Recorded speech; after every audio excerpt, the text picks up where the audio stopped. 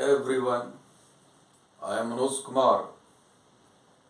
Today I will discuss National Income chapter of Macroeconomics for class 12.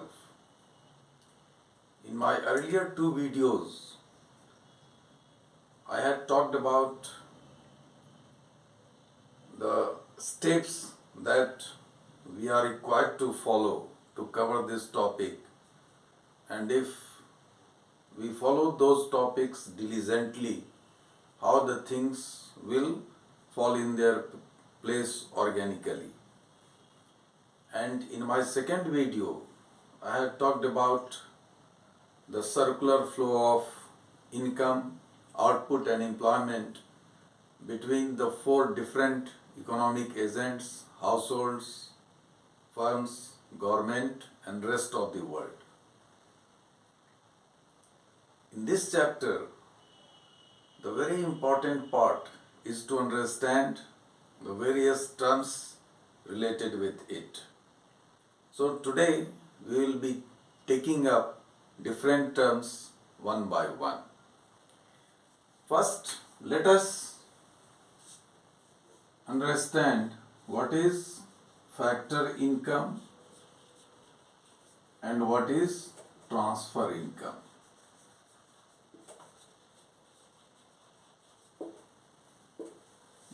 In economics, any money receipt is taken as income only when there is give and take, quid pro quo. For example, there are different factors of production. They are also known as factor services, like land, labor, capital and entrepreneurship. For land, rent is paid. For labor, wages is payable. For capital, interest is paid. And for entrepreneurship, profit is there. So, if these four factor services are provided, then the payments made in terms of rent, wages, interest and profit, all those are counted as factor income. So the important point is to remember that there must be give and take. And then we have transfer income. What is transfer income? In transfer income, there is either give or take, but there is no give and take. There is either give or take, but there is no give and take. Other than this, there is no value addition in the economy. No output takes place. There is no value addition. For example, we had seen it earlier as well. Old age pension given to those below poverty line, destitute ones, scholarship to students, midday meal schemes provided to school children in government schools, pocket money given to students by their parents.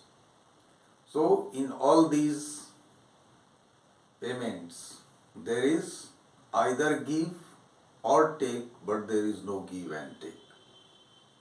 So, while calculating national income, what we do is we count the factor income, land, labor, capital, entrepreneurship, rent, wages, interest and profit, but because there is give and take. But in case of transfer income, we don't include them while calculating national income, because there is no give and take and there is no value addition. So we must remember, we must keep in our mind, why do we add factor income and why do we not add transfer income. So let us be very clear about what is factor income and what is transfer income. This transfer income is also known as unilateral transfer. Unilateral means ek tarfa, there is either give or take.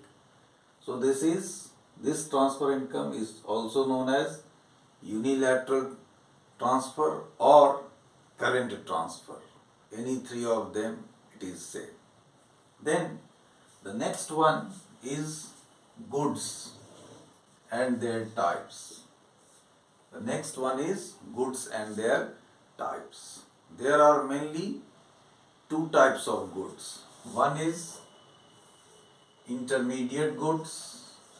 One is intermediate goods and another is final goods. And final goods are of two types. One is consumption goods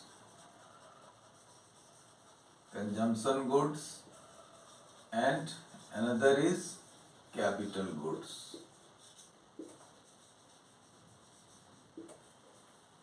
So when we are talking about intermediate goods, these goods are used in the production process. These goods are used in the production process. We might also call them input cost. Like farmers, they have fertilizers, seeds, pesticides and insecticides, irrigation, etc. All these are intermediate goods which are used by farmers for crop production. Similarly, when we talk of cars or vehicles, then the tires, car tires, tubes, seat, windscreen, rubber fittings and all that, all those goods are classified as intermediate goods. All those goods are classified as intermediate goods and they are assembled together for value addition. For example, a carpenter, when he or she makes the bench and desk, so he buys the woods from somewhere, some mica from somewhere, Fevicol from somewhere, then they give it a shape in the form of bench and desk. So if a carpenter is selling the bench and desk for, let us say, 5,000, then that is the value of total output, and the intermediate goods that he has used, those goods are subtracted from the value of total output.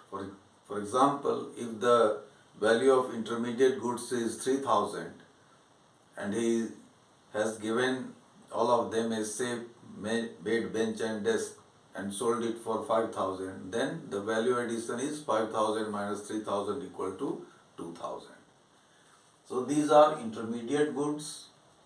They are used in the production process all around the financial year and they are not counted while calculating national income. Because when the carpenter is selling the bench and desk for 5,000, the 3,000 intermediate goods, the cost is included in that. If we count it once again, it will be double counting. So these intermediate goods, they are not taken into account while calculating national income. Then the second one is final goods. These goods are used by end users, end consumers. It has two types, consumption goods and capital goods. Consumption goods are used for personal use. They don't lead to any output. They don't generate any income. Capital goods, they are used in the production process. They are used regularly and recurringly.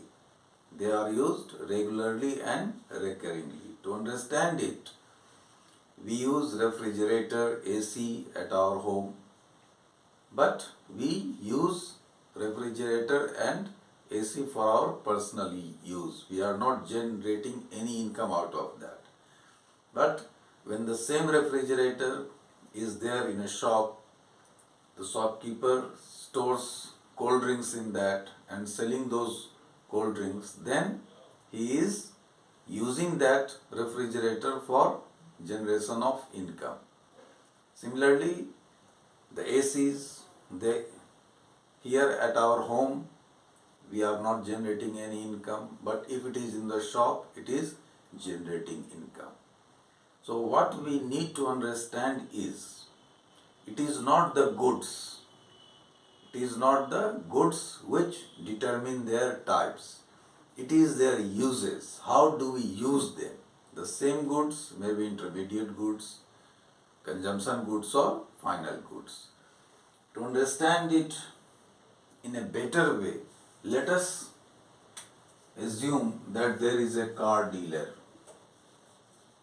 There is a dealer of a car. One car he is using for personal use. One car he is using for personal use.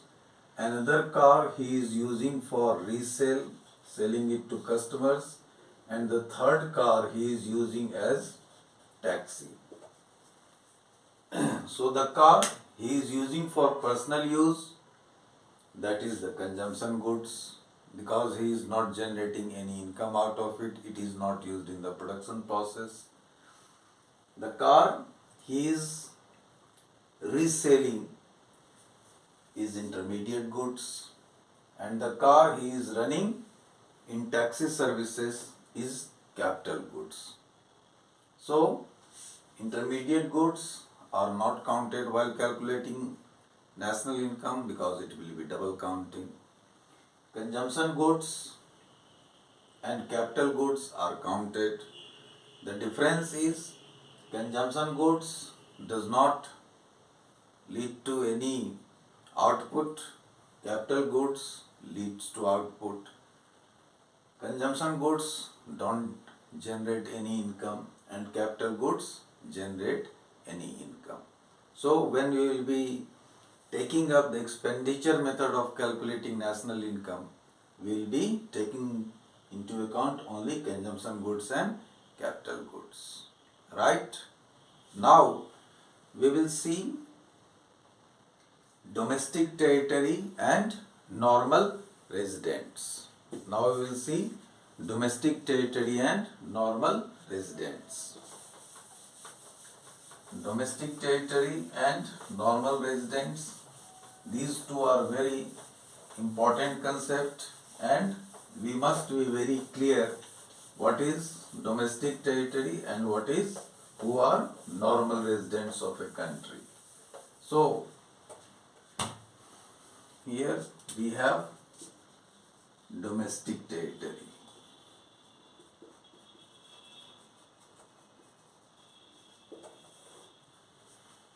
In your earlier class 9 and 10, you must have seen the political map of India, where you have got the international borders in thick lines and then the borders of states in dotted lines, which you join and put the names of the states over there.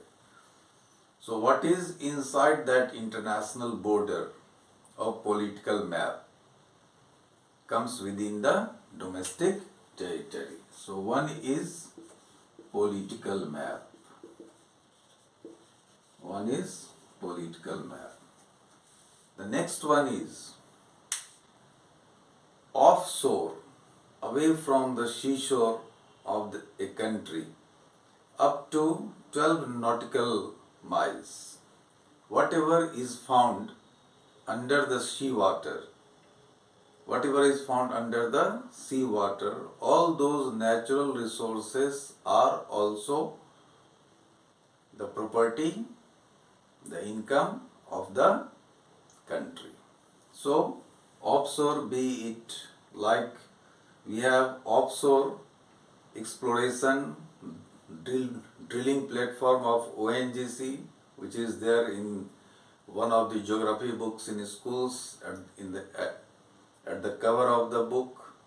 So the natural resources found away from the seashore of a particular country up to 12 nautical miles, all those are the income of the property of the concerned country. Similarly, fishing vessels which go out in the sea, they catch fishes, those are also the income of the country. So we have offshore oil or gas or fishing vessels Then every country has its embassy in other country. Like in India, in Delhi, we have embassies of almost all the countries of the world. Similarly, India has its embassy all around the world. So, India has 170 embassies, let us assume, in the different countries of the world. Those embassies are headed by ambassadors. The ambassador or the representative of the concerned country. They liaise with the government. Any Indian residing in that country, if he or she has any problem, he takes help of the embassy. So, India has embassy all around the world. Similarly, in India, we have embassies of different countries in the world. So, let us say that Indian embassy in America is not in India, it is in America. Ambassador is there, other Indian staff is there. So, wherever they might be all around the world, in all those embassies, all Indians living there, their income will be counted in their parent country. All Indians working in Indian embassy in Washington, London, Paris, anywhere, though that territory is outside the country, we don't show it in the political map, but they are still counted as the domestic territory of the parent country. Clear? Then we have consulate office. Like in India, American embassy is in Delhi, but it has consulate office in Calcutta, Mumbai, Chennai. So anyone who is looking for American visa, instead of going from Chennai to Delhi, from Calcutta to Delhi, from Mumbai to Delhi, they contact the local consulate office of American embassy, and they can have their visa over there only. So those embassies and consulates offices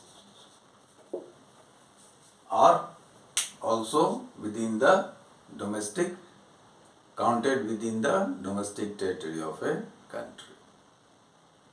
Right? Then shipping companies, their ships goes all around the world. They park at different seaports in different countries. Airlines, they fly to different countries. Air India goes to London, Paris, New York, Washington, different countries. They have their income over there, they incur expenditure over there. So, the income generated by fishing companies outside the country, the income generated by airlines outside the country, they are also included in the parent country. So the fourth one is shipping companies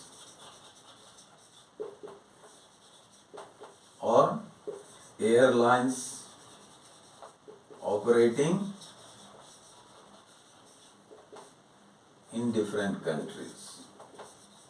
Operating in different countries or nations. So, when we are talking of domestic territory in the country, of a country, we have to take these 4 points at the back of our mind. It is different from the normal meaning of the territory that we understand through the political map. Through the political map. So, though the territory is outside the boundaries, international boundaries of a particular country, the income is taking place over there, but still they are counted in the parent country. Right? Now, next one is normal residents. Next one is normal residents. Anyone who is residing in a particular country for 1 year or more than 1 year. Anyone who is residing in a particular country for 1 year or more than 1 year is counted as the normal resident of that country.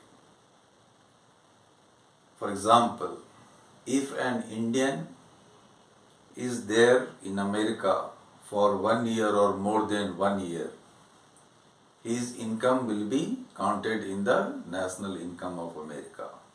Similarly, if an American is here in India for 1 year or more than 1 year, then his income will be counted in India. Even if he is an American citizen. An Indian outside the country, America, London, anywhere, if he is residing over there for 1 year or more than 1 year, irrespective of the citizenship, those persons are counted as normal residents of the country of their residence. Like NRI, non-resident Indians. They are all American, they are all Indian citizens. They may be residing anywhere all around the world. They have their income, their economic interests outside India, but they are counted as normal residents of the country of their residence. Clear? Then this is the one yardstick which we use, and that yardstick is a person must be residing in a country for 1 year or more than 1 year.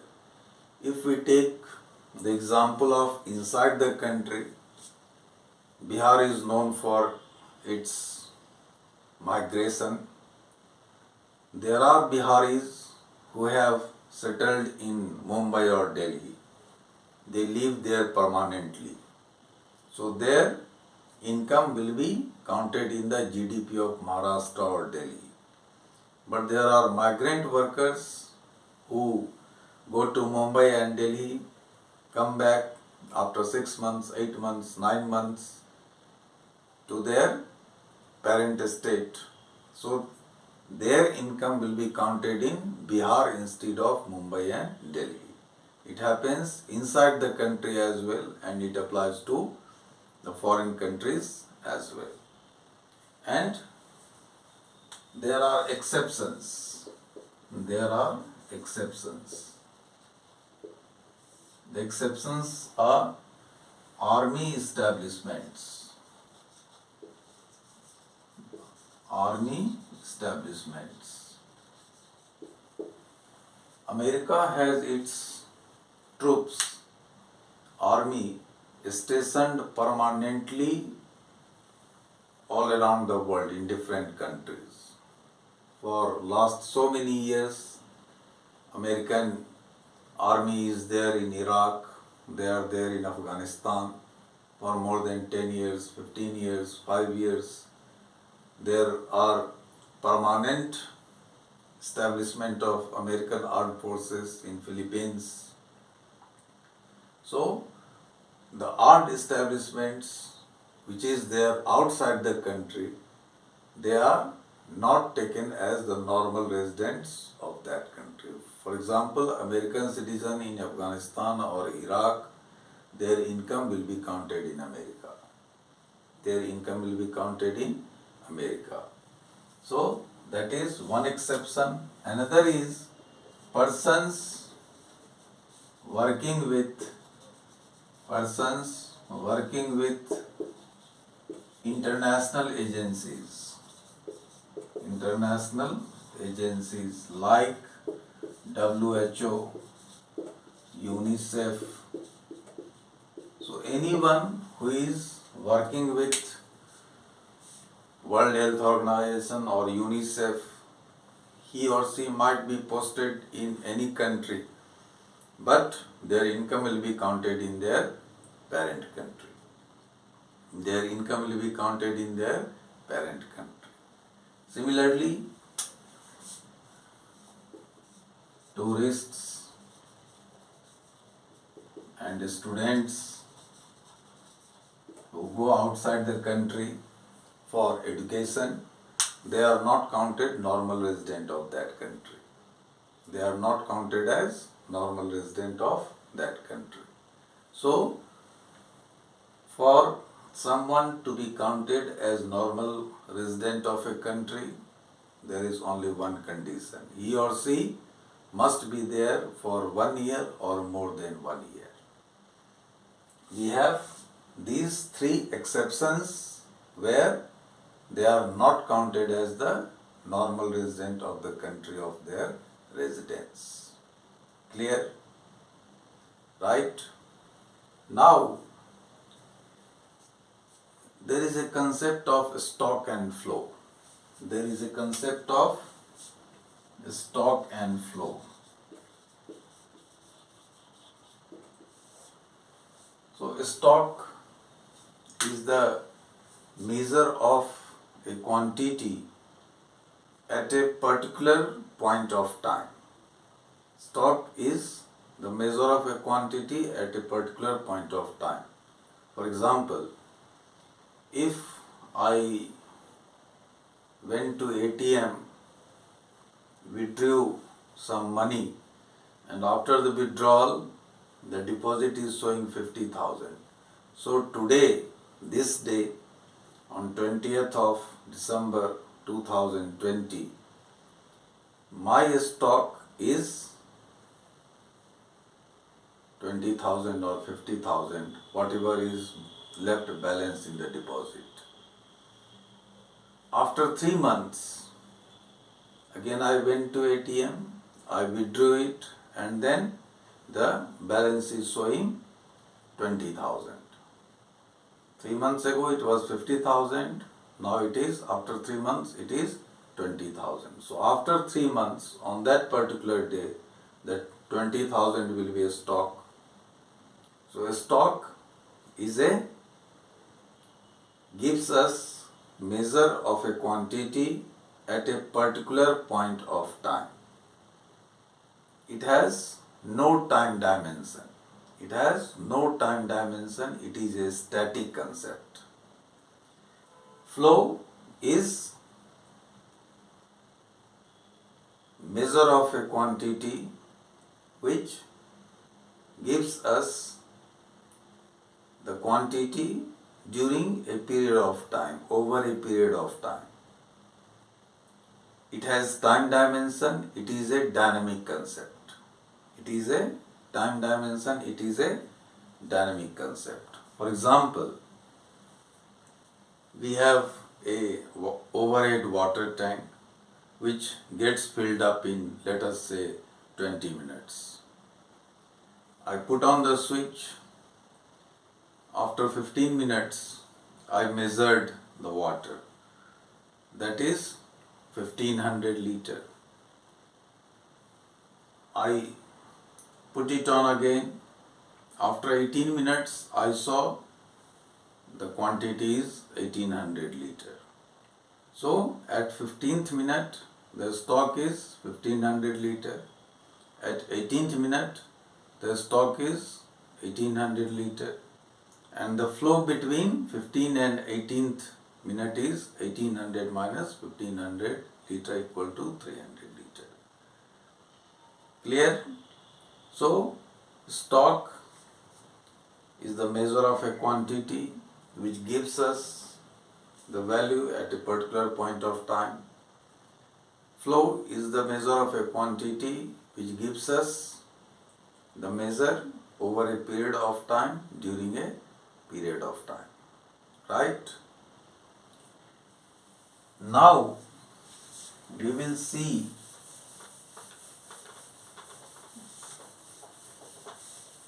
the different differentiators which help us convert one aggregative measure of national income into another. We have seen earlier that there are many different aggregates of national income like net domestic product at factor cost, gross national product at market price. So we have factor cost and we have market price. We have factor cost and we have market price. What is factor cost?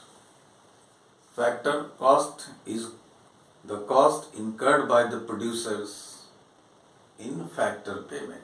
We have seen earlier, factor services is taken by the producers and for that they give factor payment, so that is factor cost for the producers.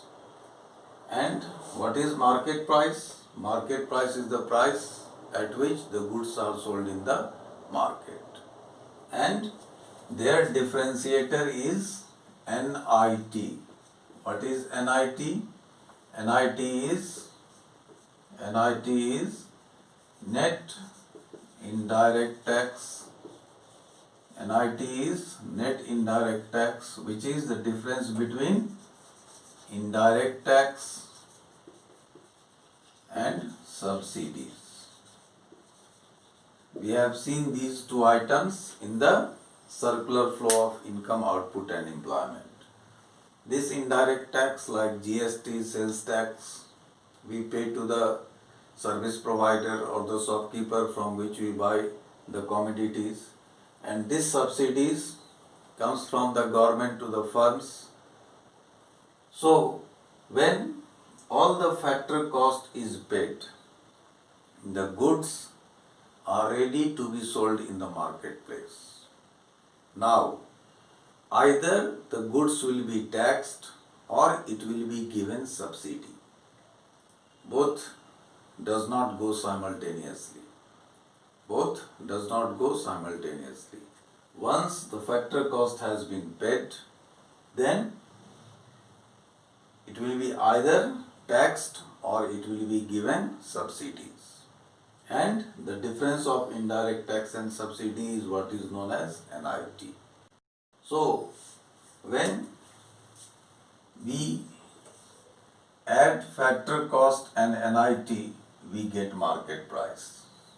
So, factor cost plus NIT equal to market price.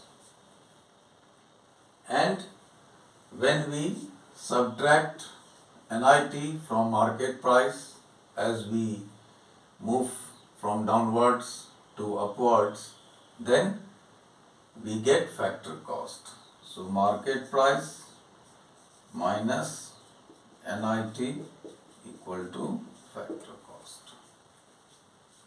So if we have to convert factor cost into market price, we add NIT into it. And if we have to convert market price into factor cost, we subtract NIT from market price. So this NIT is the differentiator of factor cost and market price. Just remember it. NIT is the differentiator of factor cost and market price. Similarly, we have net and we have gross measure. Whenever we see net, it means something has been subtracted. And whenever we see gross, it means something has been added. And to convert net into gross or gross into net, the differentiator is depreciation. Depreciation, as you are aware, is the decrease in the value of fixed assets over a period of time due to their wear and tear or technological outdatedness. Every fixed assets have their lifespan. After that lifespan, they are of no use. So when we have to convert net into gross, we add depreciation into it, and when we have to convert gross into net, we subtract depreciation from it. So net plus depreciation equal to gross, and gross minus depreciation equal to net. So this depreciation is the differentiator of net and gross. Using depreciation, we can convert net into gross or gross into net. Like this NIT is the differentiator of factor cost and market price. Right? Clear? Now we have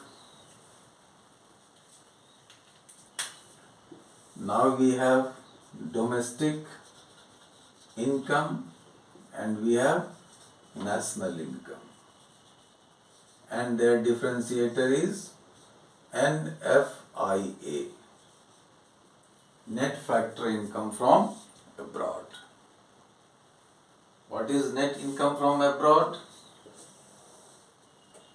If you will recall, the net factor services to abroad, which comes from household and goes to the rest of the world. In lieu of that, rest of the world pays factor income, and that is what is known as net factor income from abroad.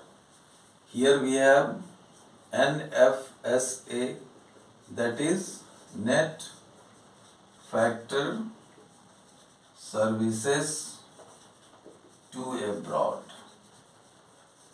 What is this net factor services to abroad? This is factor services to abroad minus factor services from abroad. We give factor services to abroad and we take factor services from abroad. When we take factor services from abroad, we receive factor income from abroad. We receive factor income from abroad. And when we take factor services from abroad, we pay factor income to abroad. We pay factor income to abroad. And this is what is known as net factor income from abroad. This is net factor income from abroad. So we provide net factor services to abroad, which is the difference of factor services to abroad minus factor services from abroad, and for providing this net factor services to abroad, we get net factor income from abroad, which is the factor income from abroad minus factor income to abroad. Just go through the circular flow model. It is there. This transaction is between the household and the rest of the world. So when we add NFIA into domestic, we get national, and when we subtract NFIA from national, we get domestic. So domestic plus NFIA equal to national, and national minus NFIA equal to domestic. So this NFIA is the differentiator of domestic and national, like depreciation is the differentiator of net and gross, and NIT is the differentiator of factor cost and market price. So if you can remember and recall NIT, depreciation and NFIA, you can easily convert one aggregative measures into another, which is one of the most troublesome part or topic of this national income chapter, where most of the learners get confused and take lot of time to understand and comprehend it. So we have to keep in mind NIT, depreciation and NFIA, and how this differentiator operates, which one we use to convert which one into another. We can understand it through a kind of circular flow, which is very helpful to understand what it is and how it works. Let us see how we use these three differentiators to convert one aggregative measure of national income into another. If you can have an image of what we have just seen, you can easily convert one aggregative measure of national income into another.